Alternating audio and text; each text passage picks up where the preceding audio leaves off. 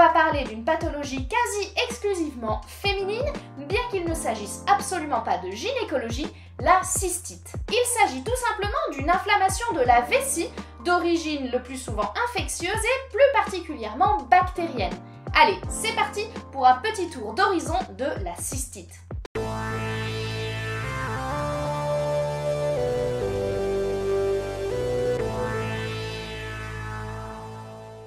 Le terme cystite vient du grec custis, qui veut dire vessie, et du suffixe it, qui veut dire qu'il y a une inflammation.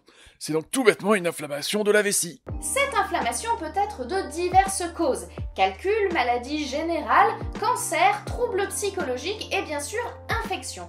Aujourd'hui, on ne parlera que de la cystite infectieuse et plus particulièrement la cystite bactérienne. Elle arrive quand une bactérie, normalement présente au niveau du périnée, de l'entrejambe remonte au niveau du méa urétral puis remonte par l'urètre jusque dans la vessie.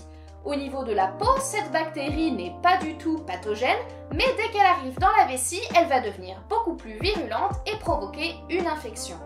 On disait en introduction que ça touchait quasi exclusivement les femmes, et pour comprendre pourquoi, il faut refaire un tour du côté de l'anatomie. L'appareil urinaire féminin est très simple. Les reins produisent l'urine qui s'écoule ensuite vers la vessie par les uretères. Elle y est stockée entre deux mictions. Une miction, c'est le fait de pisser. Et au moment d'uriner, un sphincter s'ouvre à la base de la vessie pour permettre à l'urine de s'écouler à l'extérieur par l'urètre. On a donc un lieu de production, les reins, puis un transport vers un lieu de stockage, la vessie, et un transport vers le milieu extérieur via l'urètre. Chez l'homme, c'est un peu plus compliqué. On a, de la même manière, les reins qui amènent l'urine à la vessie via les uretères. Mais juste en dessous de la vessie, on a la prostate. L'urine sort de la vessie par l'urètre qui pénètre dans la prostate et fusionne avec les canaux éjaculateurs qui amèneront dans l'urètre le sperme et le liquide séminal au moment de l'éjaculation. Après la confluence de tout ce beau monde, l'urine continue son chemin dans l'urètre pénien, dans le pénis, et sort dans le milieu extérieur. Et c'est cette différence qui explique qu'on n'a quasiment pas de cystite chez l'homme. En effet, il est possible qu'une bactérie remonte dans l'urètre chez l'homme, mais beaucoup d'obstacles s'y opposent. Premièrement, les bactéries en cause viennent généralement de l'anus, par le tube digestif, et l'anus chez l'homme est beaucoup plus éloigné du méa urétral que chez la femme. Deuxièmement, une fois arrivé au méa urétral, il faut remonter tout l'urètre jusqu'à la vessie. Et chez l'homme, l'urètre est beaucoup plus long du fait de la présence du pénis. Enfin, une bactérie arrivée jusqu'ici sera bloquée dans l'urètre au niveau de la prostate. Et elle va s'installer ici et faire une prostatite ou infection urinaire masculine. Et ça ne se traite pas du tout de la même manière. Cette infection est due, on l'a dit, à une bactérie. Et c'est assez facile puisque dans plus de 90% des cas, c'est notre bonne vieille amie Escherichia coli ou E. coli pour les intimes. D'autres bactéries peuvent être en cause comme Proteus mirabilis ou Staphylococcus saprophyticus, mais elles sont plus rares. Escherichia coli, c'est une bactérie qu'on retrouve chez tous les humains au niveau du tube digestif. Elle n'est normalement pas très méchante et se promène de la bouche à l'anus. Et effectivement, si elle se promène au niveau de l'anus, elle pourra être en contact avec le périnée, puis remonter par le méa urétral, dans l'urètre, puis dans la vessie et provoquer cette fameuse infection. Mais alors, ça fait comment une cystite en vrai?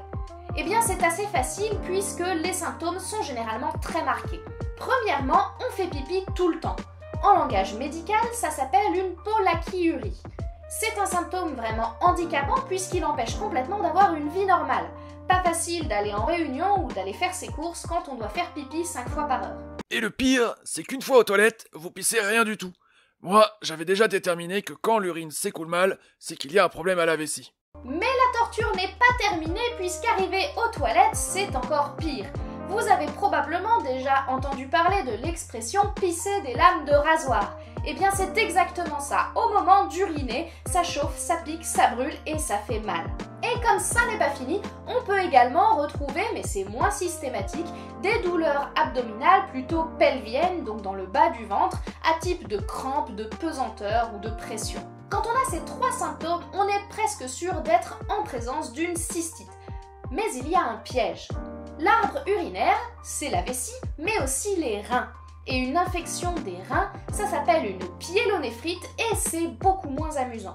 C'est pour ça qu'on rajoute aux 3 symptômes de la cystite, pollakiurie, douleur et brûlure urinaire, 3 autres symptômes d'absence qui permettent de différencier la cystite, infection de la vessie, de la pyélonéphrite, infection du rein. Il s'agit de la fièvre, des frissons et de la douleur lombaire. Ah ça! La fièvre n'est jamais bon signe. Généralement, quand il y a de la fièvre, c'est qu'il va y avoir des urines purulentes dans les jours qui suivent. Et là, c'est vraiment grave. J'ai pas mal de patients qui sont morts comme ça. L'explication de ces symptômes est très simple. Les reins se situent dans le bas du dos. Donc, quand ils sont infectés, c'est là que ça fait mal. Et s'ils sont infectés, ça veut dire que les bactéries sont très probablement déjà passées dans le sang, réalisant une bactériémie. Et c'est cette bactériémie qui va provoquer la fièvre et les frissons. Donc si on résume, une cystite, c'est quand vous avez tout le temps envie d'aller pisser, que ça brûle quand vous y allez, que vous avez mal au ventre, mais tout cela sans fièvre, ni frisson et sans douleur au dos. Vous avez donc tous ces symptômes, vous êtes presque certain d'avoir une infection urinaire, mais comment en être sûr? L'examen le plus simple, c'est la bandelette urinaire. C'est très facile, vous urinez dans un petit pot, puis vous trempez la bandelette dans le pot, et au bout de cette bandelette, il y a 2 pastilles de couleur.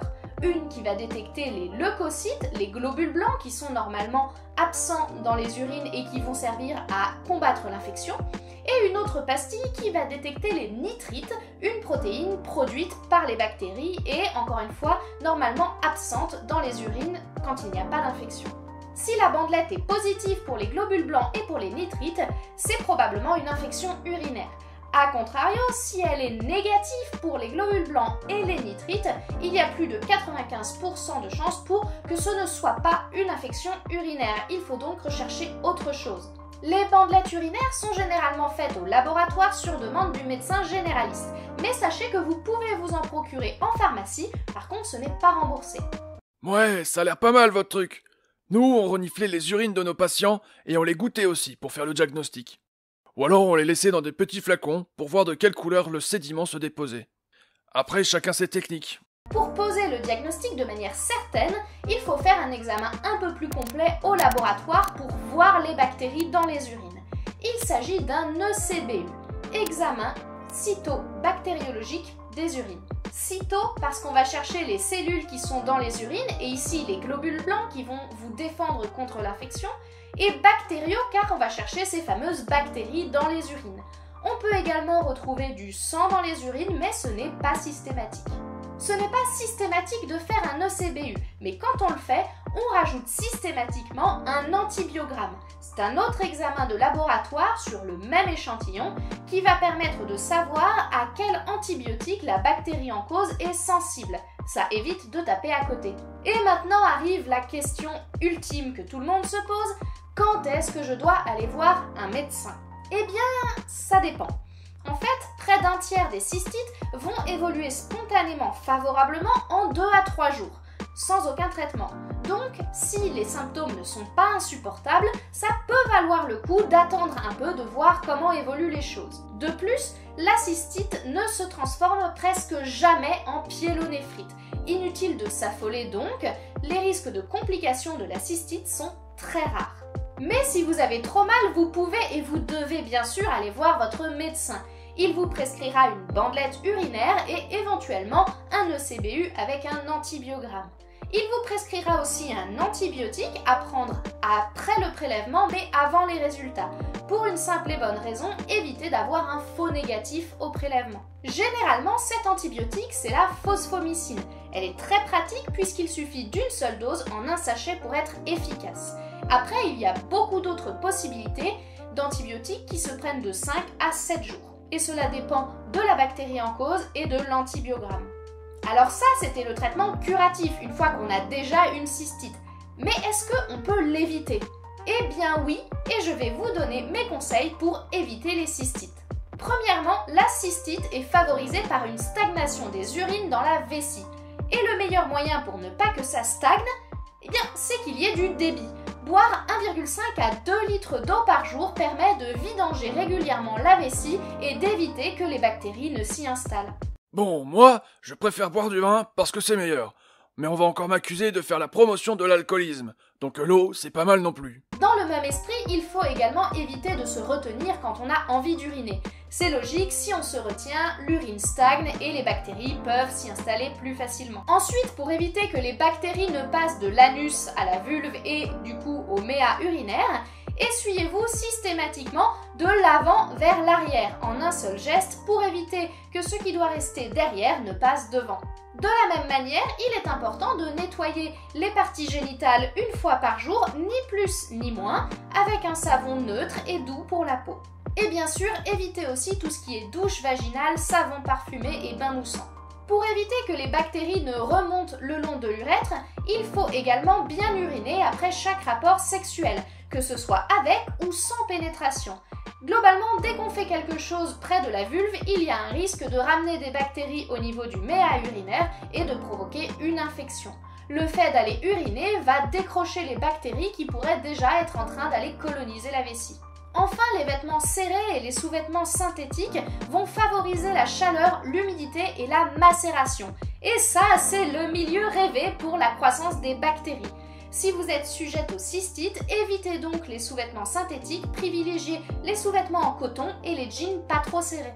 La constipation pourrait également favoriser les infections urinaires, mais on ne sait pas bien comment. Néanmoins, il est toujours bon de lutter contre la constipation et si vous ne savez pas comment faire, vous pouvez aller faire un tour par ici. Dernier point, mais non des moindres, il existe une foule de conseils sur internet qui vous expliqueront quelles plantes peuvent soigner les cystites. Après une revue de la littérature, il s'avère que la bruyère, l'arbousier, le genévrier, le carcadé, le maïs, les huiles essentielles de cannelle, de laurier et de sarriette n'ont aucun effet sur les cystites, que ce soit en prévention ou en traitement curatif. Allez cons! Mais vous pensiez vraiment qu'on pouvait soigner des maladies avec des plantes? Mais qu'est-ce qu'il faut pas entendre quand même? Pour ce qui est de la cranberry ou canneberge, quelques études ont démontré une certaine efficacité en prévention et en curatif sur les cystites, principalement par son effet diurétique. Néanmoins, une revue de Cochrane a démontré que ces études étaient de trop faible qualité et qu'on ne pouvait donc pas recommander la cranberry comme traitement préventif ou curatif des cystites.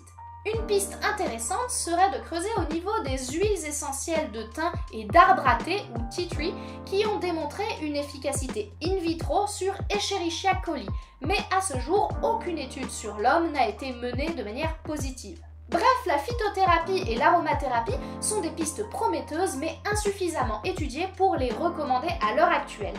Il convient donc de ne pas les utiliser et a fortiori encore moins sans avis médical.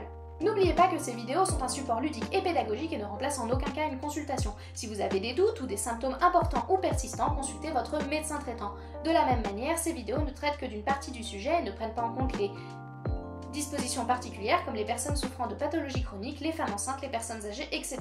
Dans tous les cas, demandez conseil à votre médecin. Hop hop hop, ne pars pas tout de suite.